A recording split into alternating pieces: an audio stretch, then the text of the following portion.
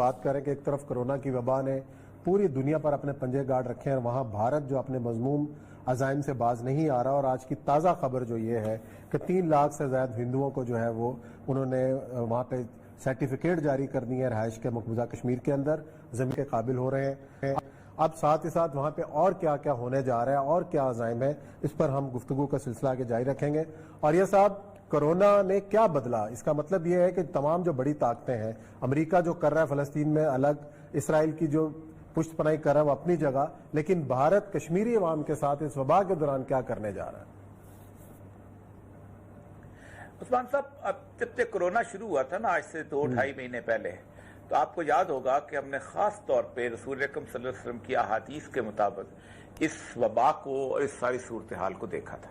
اور ہم نے خاص طور پہ کہا تھا کہ یہاں 2-3 چیزیں ایسی ہیں کہ جو ہونے والی ہیں۔ اس کے ساتھ ریلیٹڈ ہم نے حدیثیں آپ سامنے پیش کی تھیں کہ 2 ایسے ایپی سینٹرز ہیں جو رہیں گے کہ جو اس وبا کے بعد ایک بہت بڑی لڑائی کی طرف آگے چل پڑیں گے، اور ان سے ایک ایپی سینٹر ہے اسرائیل اور دوسرا ایپی سینٹر ہے بھارت، کیونکہ آخری جو جنگیں 2 ہونی ہیں بڑی، وہ انہی دونوں جگہوں پہ ہونی ہیں۔ اور آپ دیکھیں اس وقت لوگ مانتے نہیں تھے، ہماری باتوں کو ایک دیوانے کی بڑھ سمجھتے تھے۔ اب اس وقت دیکھیں کہ اس بری حالت میں کہ جب اس وقت 60,000 بندہ امریکہ کا مر چکا ہے، اسرائیل کی صورتحال بھی ایسی ہے کہ اس نے جب دیکھا کہ اب اس وقت اس کا رائپنڈ صورتحال آ گئی ہے، اور آپ دیکھیں کہ اس وقت وہاں پر اسرائیل کے اوپر اس نے امریکہ نے کہا کہ ہم اس کو تسلیم کرتے ہیں اس سارے معاملے کو، اور کھڑے ہو گئے۔ دوسری طرف بھارت، لیکن انڈیا ابھی تک اسی طرح اپنے سارے معاملے کے اندر آگے بڑھ رہا ہے اور وہ کر رہا ہے۔ میں آپ سے بہت پہلے بھی ہر پروگرام میں ہم نے یہی کہا تھا کہ یہ جو کنورٹ ہونی ہے نا موومنٹ انڈیا کے اندر، وہ یہ ہونی ہے کہ کشمیر کی آزادی جو ہے وہ مسلمانوں کی آزادی میں کنورٹ ہو جائے گی۔ کشمیر اب ایک سیپریٹ ایشو نہیں رہ جائے گا۔ اصل میں کشمیر کے ایشو کو ہم نے گزشتہ 70 سال سے اسی بات میں گم کیا ہے کہ ہم نے اس کو نیشن سٹیٹ کی جدوجہد بنائی۔ ہم سمجھتے تھے شاید کشمیر ایک ساؤتھ افریقہ ہے جس کے اندر اپارتھائڈ ہو رہی ہے، نسل پرستی ہو رہی ہے، اور ان کو آزادی ہے اور فنڈامنٹل رائٹ ہے، تو ان کو آگے چلنا چاہیے تھا۔ یا ہم یہ سمجھتے تھے یہ کوئی انگولا ہے، یا یہ سمرنا ہے، یا یہ ویتنام ہے۔ لوگوں نے نہیں مانا بھائی، اس لیے کہ کشمیر میں کلمہ طیبہ پڑھنے والے، لا الہ الا اللہ محمد رسول اللہ پڑھنے والے، وہ آپ کو نیشن سٹیٹ کے طور پہ کیسے تسلیم کریں گے؟ تو اس طرح جن لوگوں نے خاص ایجنڈے کے تحت اس کو علیحدہ کیا تھا، اور خاص طور پہ جو پنجاب کی ڈویژن ہوئی، آپ دیکھیں نا دنیا میں جب انڈیا پاکستان کی تقسیم ہو رہی تھی تو سارے صوبے اکٹھے گئے تھے، پورے کا پورا صوبہ گیا تھا، لیکن پنجاب اور بنگال بقایا تقسیم کیا گیا تھا۔ بنگال اور پنجاب کو تقسیم کر کے جس وقت انہوں نے گرداسپور وہاں دیا تو اس کی ایک بنیادی وجہ یہ تھی کہ پٹھان کوٹ کا راستہ جو تھا وہ وہاں جانا تھا، اور قادیانی، یار بات ہے قادیان وہاں پر تھے، تو قادیانی کو انہوں نے مسلم سے ایکسکلوڈ کیا، اور وہ آبادی جو ان کے کھاتے میں چلے گی، وہ چلا گیا اس گرداسپور۔ تو اس وجہ یہی تھی کہ کشمیر کو باقاعدہ ڈیزائن کے تحت انڈیا کو دیا گیا تھا تاکہ وہ انڈیا کے ساتھ چلا جائے۔ اب انڈیا جو ہے انہوں نے اس کو اس میں سے نکالا ہے۔ دوسری چیز یہ ہے کہ جو رسول اکرم صلی اللہ علیہ وسلم کی احادیث جو بار بار ہم نے سنائی ہیں اس خطے کے بارے میں، وہ یہ تھی کہ خراب السندھ من الہند، ہند سندھ جو ہے نا جس میں ہم رہتے ہیں، اس کی خرابی جو ہے، اس پہ لڑائی جو ہے، اس پہ جو مار کٹائی ہوگی وہ ہند کی طرف سے ہوگی۔ اب یہ سارا ڈیزائن کیوں کیا جاتا ہے؟ کشمیر اس لیے ڈیزائن کیا جا رہا ہے کہ کشمیر میں جب ہندو اکثریت بنے گی تو ہم پاکستان کے کشمیر پر حق اس کو بلڈ کریں گے، اب لڑائی بلڈ کریں گے تو سی پیک جو ہے وہ مکمل طور پہ تباہ و برباد ہو جائے گا۔ اور اگر سی پیک میں سے کشمیر اور گلگت بلتستان کا علاقہ نکال دیا جائے تو سی پیک نہ نارمل تیل ہوگا، نہ رادہ ناچے گی، نہ وہ گوادر جائے گا، نہ کسی اور جائے گا۔ پہلے انہوں نے کوشش کی تھی کہ یہ گوادر اور بلوچستان کے علاقے میں کیا جائے، لیکن نہیں ہو سکا۔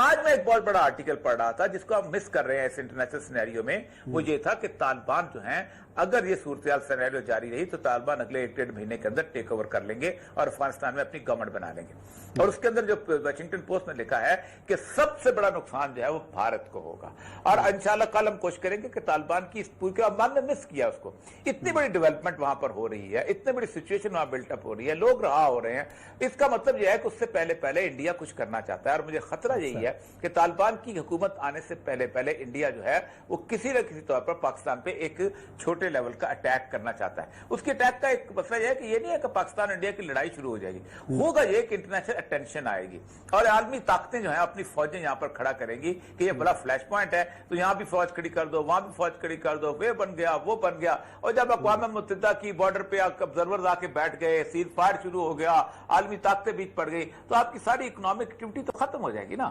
آپ اس کے بعد سی پیک چلائیں یا کچھ چلائیں, کیا کریں, کچھ نہیں کر پائے نا. یہ ہے اصل میں پلان, اور یہ پلان 2020 کے اندر انہوں نے کرنا ہی کرنا ہے. یہی وجہ ہے کہ انہوں نے آج وہاں پر اپنا جموں کشمیر میں جو 3 لاکھ لوگوں کو سری نگر کے علاقے میں بھی کیا ہے. اب یہ ہے کہ یہ موومنٹ جو ہے وہ کشمیر سے نکل کے پورے برصغیر کے مسلمانوں کی موومنٹ بنے گی, اور پاکستان بیچ میں رہ جائے نا سینڈوچ. اگر پاکستان اگر سینڈوچ رہ گیا, ادھر سے طالبان کی حکومت جو ہے وہ اس وقت پوری اسیسمنٹ چل رہی ہے کہ جون سے پہلے اگر آپ نے یہ مسئلہ طے نہ کیا تو طالبان ول ٹیک اوور اور گورنمنٹ بنا لیں گے, اور نہ امریکہ اس قابل ہے اس وقت وہاں فوجیں بھیج سکے, نہ یورپ میں سے کوئی ملک بھیجے گا. کیا بھیجے گا, کیسے بھیجے گا, کس طرح بھیجے گا؟ آپ اپنی اکانومی اپنے اس میں کورونا کے صورتحال کے اندر آپ پڑے ہوئے ہیں, تو آپ فوجیں کہاں سے بھیجیں گے؟ اس وقت دنیا کو اپنی پڑی ہے. ابھی وینزویلا کو جہاز بھیجنے کی کوشش کی تھی امریکہ نے, اس کے باوجود بھی تھوڑا سا پینٹاگون نے تھوڑا سا روک لیا کہ نہیں یہ فی الحال رہنے دو.